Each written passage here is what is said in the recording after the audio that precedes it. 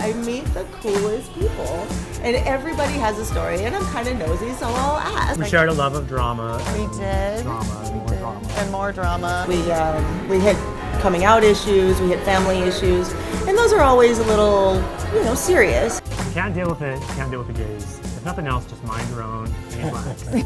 I feel like everybody should be represented. That's what I'm here to do. Hi there, welcome to Happy Hour. I'm Cameron Stiehl, and today we are at a new special location here at SF Eagle. We're really lucky to have gotten this amazing location today.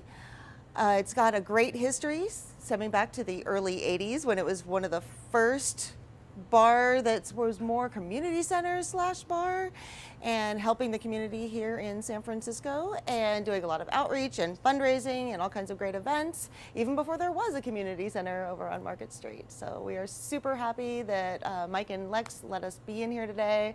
It's beautiful, it's a gorgeous day, and we're very, very lucky to be here. So thank you for joining us.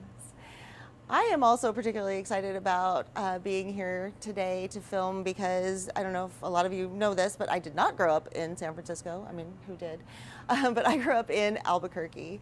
And Albuquerque in New Mexico, kind of a conservative place. And when you grow up as a bisexual girl in a place like that, you kind of have to find your tribe. I was very lucky to have a good tribe there. And the two primary members of that family were my two best friends, Robert Osmond and Wayne Davis. Today, Wayne decided to come in from Arizona to talk to us. So please help me welcome great doctor, artist, painter, photographer, Dr. Wayne Davis. Yay! Hi, Wayne. Welcome. Hey, welcome. So glad to be here on your show, Cami. I am so excited that you got to be able to be out here for this. So yay, cheers to having more family on this show. And we have heard only wonderful things about you. Well, let's keep it that way. For the most part, yeah. So far. Only wonderful things. Only wonderful I'm things. very excited.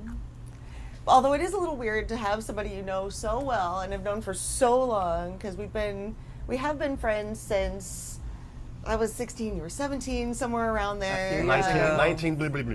Yeah, let's just say A little while passions were a ago. little different then. So it'd be a little weird for me to be asking the background questions, obviously, because I do know all that stuff. So I'm going to have Mark and Saturn step in and ask you those kind of questions to get all that information out to you guys, the audience. And ask you questions. Exactly. And ask me questions. We want to know the truth on her. We get the, And he Tell us about knows guests. a lot. Yes. So be kind. and we want all the juicy details. So in all seriousness, how did you two meet? What I recall, I think we were at a mall. It was around Really? Christmas A mall. time, and there was a Santa there, and he said, "Ho ho ho." And she turned around and And she, you're you like, talking to me? Cami. And Cameron emerged. Yes. No. You're terrible. That is not what happened. Something like that. No, my first memory of you was you were in a high school play, and I was there with other friends, and I just remember seeing you. Did We you go to did the same do- high school? No. Oh. We went to drama festivals, though. There was drama festivals that gathered the high schools together. So you're 16 and 17 at this point. Yeah. 17, 18. Yeah, 16 and 17. Yeah. We shared a love of drama. And We did. Drama and We more did. drama. And more drama. So were you aware that she had a crush on you when you were young? No, I Because she wasn't. told us that. She told us How that. about that? Oh my Oh. God, you knew. I'm sure I had a crush on you too. Although, No, you had a crush on a boy that I was dating. No, I didn't. were you recall were you that. openly gay at 17? No. So you don't actually live here in San Francisco. No, I live in Phoenix, Arizona. You live in Phoenix, Arizona. And do you like Phoenix, Arizona? I do. I like Do you? What do you like about it? It's kind of hot. It's kind of hot in Phoenix, Hot. Arizona. I like the heat. It took me several years, but I like it. I look forward to it. And what brought you there? It was a job transfer. Okay. But I like the desert. I think the desert is mysterious and harsh. And It is harsh. beautiful. And not for sissies. So do you photograph the desert? Is that one of the subjects of your photography that you do? I do, yes, I do. I like the desert. I think the desert is beautiful. It is beautiful. I like the monsoons, the real violent storms we get in the summertime. Yeah, that's actually It's a very pretty clean city too. It's new, everything's new. It's well laid out, easy to get around. So you do photography, you're a writer, and tell us about some of the We've things been that you researching write. Yeah, exactly. What kind of stuff do you write? I seem to have fallen into this little niche of children's literature. Really? That's cool. Children. Should we Like show Dr. your book? Seuss? Where's- Yeah, I don't where's know the how. book? Wayne loves the fall, and he's actually one of the few people in the world that still sends greeting cards Hard copy. for Good. my birthday, for Halloween, for no Halloween. reason at Did all. you create these? I did. These He are my sends own actual original- cards with pictures in productions. them, and he does a beautiful job. Oh, it's a Wait. drag queen pumpkin. I love it. How did, no, wait a minute. I'm confused though. How did you drew this and then? It's a painting. These are paintings. Composed on a greeting card. Wow, that is beautiful. And this is Bogart, his old cat. I'll always call him Bogart. Any black cat you paint, I will always call Bogart. Did he actually have a black cat named Bogart? Yes, he did. Okay, all and the right, cat used to attack my hair. Okay. Well, if I like laid down or sat down, the cat was always. I at think my you hair. attacked his hair. Oh, we attacked each other. We had fun. I love that cat. But these are original. They're printed on Yes. 120-pound cardstock with a gloss finish. Available at They're actually Zazzle.com. beautiful. Are they really? Yeah. Available where? Online. Zazzle, and then your website is pumpkintracks.com. So I'm Image an nice. October 23rd birthday Pumpkintax.com. and have an affinity toward the Wow, you're Halloween prepared. season. Give me that. I love these pumpkins. Yeah, this is So great. order up. You know some autumn lovers in your life. We love autumn. I love autumn. Everybody loves autumn. There's not enough autumn celebration in this country, I don't think. We have Christmas a is big, called the we have a vibes. big autumn celebration We- here. It's called Folsom Street Fair. Folsom Street Fair, It's yeah. really autumn. Which you're familiar Autumn with. themed. So you mentioned that you had religion was very strong for you when you were a child. I can Yes. relate to that. And my family was very religious as well. I don't know how that impacted me in my coming out situation. So how was it for you? Like, how old were you when you realized you were gay? Did you feel like it was safe? Tell me more about that. Well, I think I always knew. Some of my earliest memories are just having little crushes on guys. I remember this guy in my Sunday school class. I must have been 5 or 6 years old, and just one of the teachers. I mean, it wasn't anything sexual, but I just wanted to be around him. I wanted him to pay attention to me, you know, and I get giddy around him. So those are some of my earliest memories. But it was always something I had to keep secret. Yeah. I could never share with anybody in the family. Yeah. And it that went on through some of my adult years. They did. Yeah. And you never told your dad, did you? No. Never talked to him about it? No. And is he your father's passed away? Yes. He did. And was that a long time ago or About 6 years ago. about 6 years? Was it a painful coming out story for you when you ultimately did share with not your father, your siblings or your mom? Well, I had my own struggles. I mean, I moved away. I moved from Albuquerque to Phoenix. You know, just to get away. I think fueled a lot of that move. And I did. I recall when I went back to school, just having these conversations in my head about trying to justify. You know, I'm not a bad person. I'm a good person. You just don't really know. Yeah. Yeah. And then you get to a point where, you know, who do I need to justify myself to? Nobody. Yeah. What's so great about these Christian religious types? Why do I have to prove myself to them? I don't. They're not so cool. My business is between me and my God. You and your God, you're still religious then? You're Yes. Still in your own heart, so that's Yes. important to know. Okay. I think that's important. I think it's a shame to lose your religion just because of your sexuality. I think spirituality is an important part of life. But you And moved you have to away. reclaim it for yourself. Sorry. Yeah. But you moved away from like the traditional Christian into more of a spiritual based outlook, right? Yes. Get away from the dogma. Yeah, even aside from all the sexuality propaganda, the way that this is getting pretty heavy, but the way, No, the way we like religion it. has We like it. evolved the last couple of decades, I think, is very unfortunate. It's not about anything. It doesn't seem to be about anything spiritual anymore. It's all about a political agenda, Right. adopting Yeah. a political agenda. I There's agree no with that. mystery to it. It's not practical. It's just all these things that you stand against. I think it's a shame. Yeah, I think a lot of our viewers can probably, even in 2014, relate to your story or your struggle of wishing that you weren't gay. I mean, those are my words, not yours, but just the whole struggle before how you describe it, you were able to learn to love yourself. Is there something about you that you could share with us that sort of made you unique and really gave you those tools to learn to love and accept and embrace who you were? Well, I always try to look for the good. You know, I think my parents were good people. It was a good family. The religion was a little heavy, but it did teach me some valuable skills, discipline, structure, a good work ethic, taught me to work hard for things, gave me a good spiritual foundation. Okay. And do your siblings and your mother now fully accept and embrace who you Yes, the first person I came out to officially in my family was my sister. It was about 12 years ago. I was in med school and I just had this compelling need to tell somebody in the family for whatever reason. I don't really know. So I flew back and we took her out to dinner and I was like, I gotta tell you something. I have a brain tumor. Oh, gosh. Oh God, I you did. just gay. That's really Did breaking you news. really? That would have been really But clever, that though. that would soften the blow, actually. Maybe. Yeah, I don't know. She was very warm and accepting. I was floored by.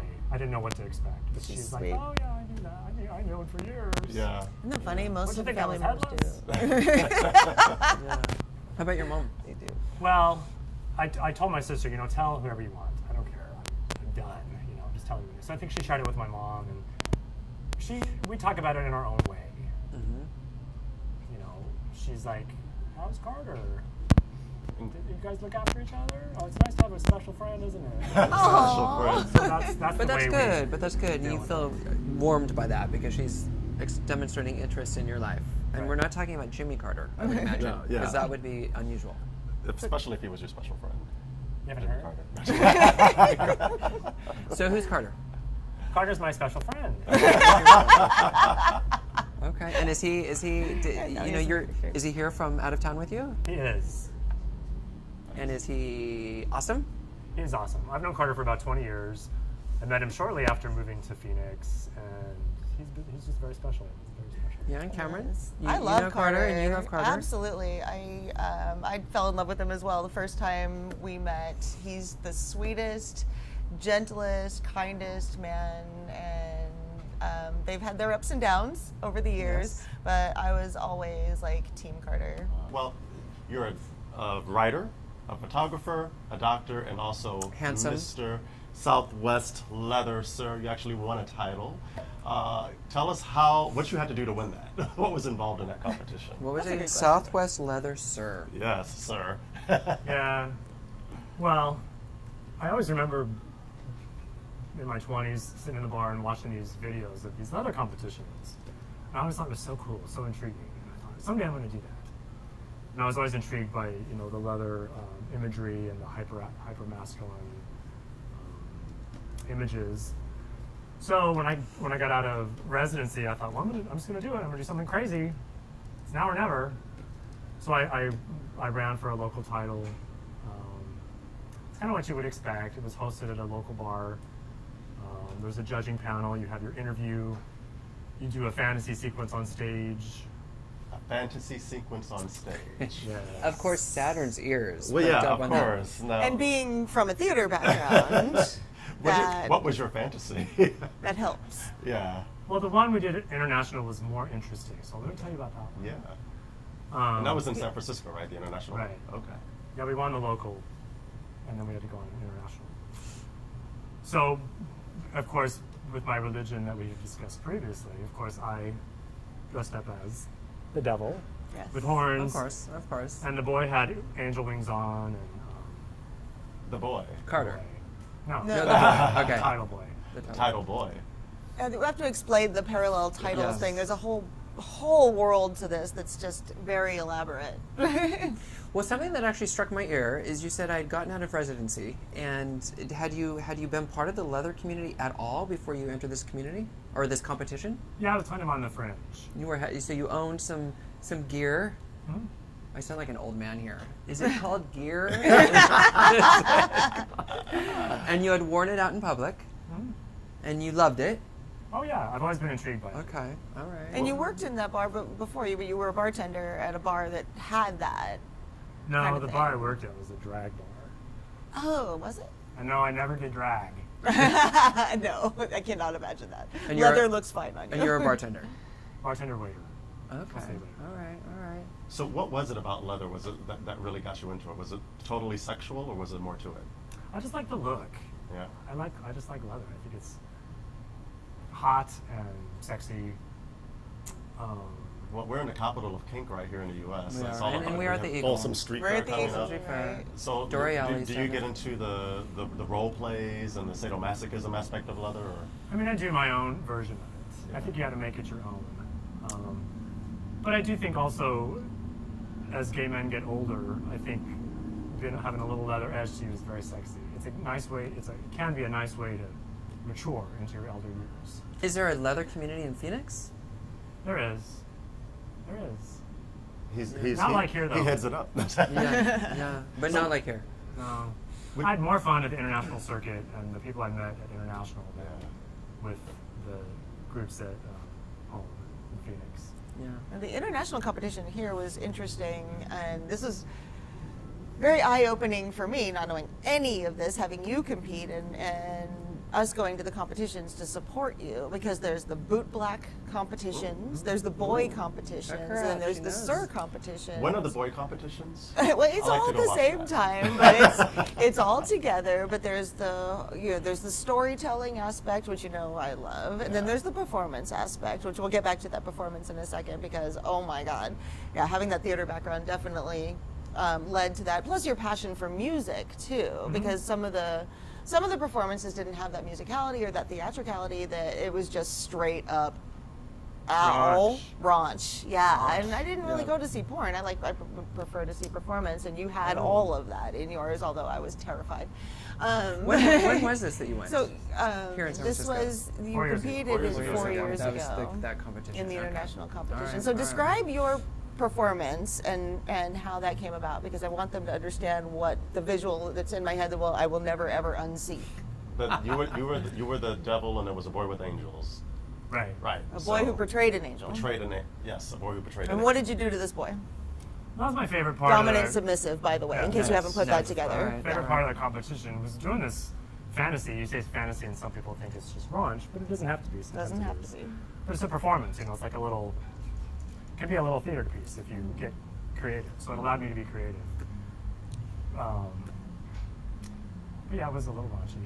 It was a So little I raunchy. stalked up to him. I ripped his wings off, threw him on the ground, stomped on him, dragged him over to the St. John's Cross, handcuffed him to the. I can't believe I'm talking about all this. Hello, that's why you're here. Poured hot wax all over him, took him off the cross, threw him down again, put a big collar on him, and then went back and sat on my throne. That sounds hot. That sounds hot. With very cool music playing in the background. Very cool, All very dramatic. tasteful. So it sounds like you're a dom. Yeah. More Short dom. for dominant. Just One thing I dom. like about the leather community, those roles are very well defined. Yes. I think those roles are present in any kind of relationship True. between two people, whether you acknowledge it or not. Well, and it can be fluid, right? I mean, at one point someone's playing a certain role, and at other times Well, a different but role. there's typically a dominant person in the relationship, I think. Most of the time. Most of the time. For your play, you can be fluid, but I have a very good friend who considers himself a sub, and so he does a whole collar. He likes to be told what to do. I mean, have you had those kind of relationships where it was like very like sexual? You're my sub. You're my boy kind of thing. yeah. Yeah. Yes. Do you have one now? Can Do you have a can slave? you talk Do about you have a that? slave? Do you have a Not slave? so much. Now, what is this whole slave thing? I was reading about. You're reading about. I was oh, reading dude. about, which is part of your past. Have you had a submissive that you sort of, maybe slave is too strong a word, but have you had that, like, Yes, I've dabbled in all of that. Yes, I have. Okay. and then There's the issues. A lot of I don't want to sound critical, but a lot of the people in the community, I mean, God love them all. They all have their story. They all have their history, but some of them are just looking for a savior. Someone to save them, take care of them. You're talking about like the submissive. They're very damaged. They've been very damaged in life, so they need a strong hand to take care of them. And that's what they're looking for. I think that can That manifest is in many interesting, ways. actually. Yeah. There's some substance abuse history, some legal problems. It's not all fun and fantasy. Interesting. All right. So one of the things we like to hear from our fabulous guests is your thoughts around if you had a message for the straight community, what would that message be? If you can't deal with it, you can't deal with the gays. If nothing else, just mind your own beeswax. Yes. That's what they all want. Mind your own beeswax. Has your own beef. I love that. That's awesome. And similarly with those pockets of homophobia, so something that we always strive to do is give out positive messages for people who may be struggling with their identity, for anybody, whether they're young or old, who hasn't quite come to terms with who they are yet, or maybe getting bullied, or maybe getting pressure from outside, forces. So what would be your message to somebody in that situation right now? Well, I sympathize with your struggle. Many of us have been there. Mm-hmm. It is a different world now, though, like I said. I think I would hope that they would honor the generations that came before them and paved the way for this new world. But again, I understand the struggle. I like to be practical with advice. I mean, there's this, I respect this It Gets Better campaign, but it's like, okay, great, it gets better, but what do I do? What do I do now? Right. I just think take steps to empower yourself. Work hard at whatever you do good in school.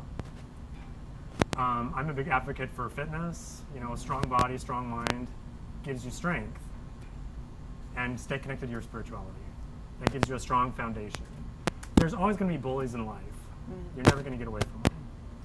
Yeah. And just don't play the, again, I don't mean to sound sympathetic, but don't play the victim, poor me card. And I know it can be very hard, but do what you can to empower yourself. Yeah, amen. Amen. I think Well that deserves a toast. Yeah, it does. Thank you. I've heard a so lot of much. responses to that, and that gave me goosebumps. Yeah. Cheers. Yeah. so Well thank done, you. Dr. Thank you. Wayne. Yeah. Cheers to that. So as we draw to a close on Dr. Wayne's interview, thank you so much for being here, coming all the way from Arizona. Thank you. It's my pleasure. To be It's with such an honor to us. be here. Thanks, you guys. Yay. Thank you. You're awesome. I'm so glad to integrate old life, new life. It's all one. 30 years of activism. Yay. And thank you to SF Eagle for a beautiful day here. You guys are amazing. Our crew. Our crew, fantastic, especially newest member, Chris Knight from Glitter Bomb TV, filling in for me today. Also from Left Magazine, fantastic work today. Thank you so much, keeping us in line. And thank you to our amazing audience for keeping coming back. Couldn't do it all without Our whole you. studio audience will receive under your Yes, seats. I wish. Of your When brand you new come car. in person, we You're will make getting a this book, happen. and you're getting You're a book. getting a book. You're That's getting a Tammy's book. favorite That's Oprah, things. by the way. Right, I know. Books are my favorite things, especially children's books. And I do want to bring this one up really quick. The Magic Broom by Dr. Wayne Davis is actually a really adorable book. And yeah, it's really cute. I And think Emily this is me illustrated. flying away Indeed. on the broomstick right here. Amazon.com. So I do. It's on Amazon? Yes. Oh, sweet. Amazon.com. Okay. Amazon.com. So thank you guys, and cheers, and keep on coming back to Happy Hour. Thank you, everyone. Cheers. Cheers. For more about Happy Hour with Cameron Stiehl, upcoming episodes and events, please follow us on Twitter, Facebook, and Instagram. For more stories and news about the LGBT community, go check out G News and Glitter Bomb TV, both hosted by Celso Delay. And for even more, check out It's Everything with BB Sweetbriar and The Sex Talk with Mo and Genoa. One more time. Finally got the words to say, yeah.